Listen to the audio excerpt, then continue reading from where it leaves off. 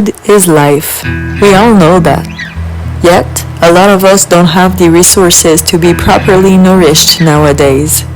Not only the financial resources to buy quality produces, but also the education on how to eat well or where to find nutritious food. I can't help with your financial situation, of course, at least not directly, but I can show you how we approach nutrition in my household, and you might be surprised how low can be food expenses. We tend to source food mainly in three places: the garden, a local food co-op where we order grains and legumes, and the rest comes from foraging. Every year we eat more and more wild foods as it is free and surprisingly accessible. The least is the one we want to focus on today.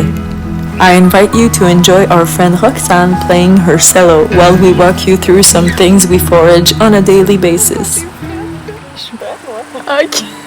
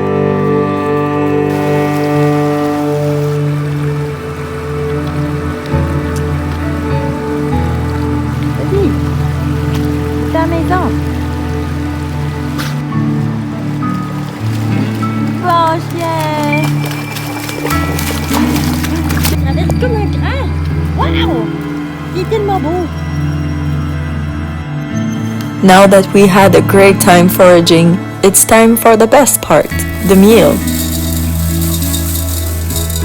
I always arrange our meals roughly the same way. I cook whole grains and legumes as our main protein and calorie sources, and then add raw veggies in the sauce or dip. Except for the eggs from our rescued hens, we eat a plant-based diet.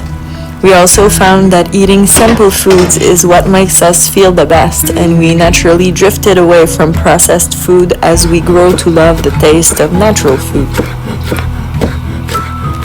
In many areas of my life, I came to realize that simplicity is often key to be happy and healthy. What we eat is no exception to that rule. We don't spend much in grocery stores anymore, except for the occasional treats, and it makes us feel free to know that we eat the best food there is, while also saving huge amounts of money by doing so.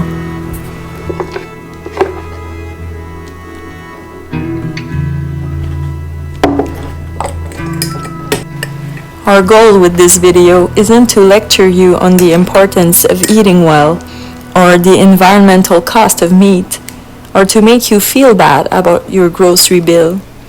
It was intended to show you that if you feel the call to do so, there's another way of putting food on the table, and it's a very rewarding one. And until next time, have a good week.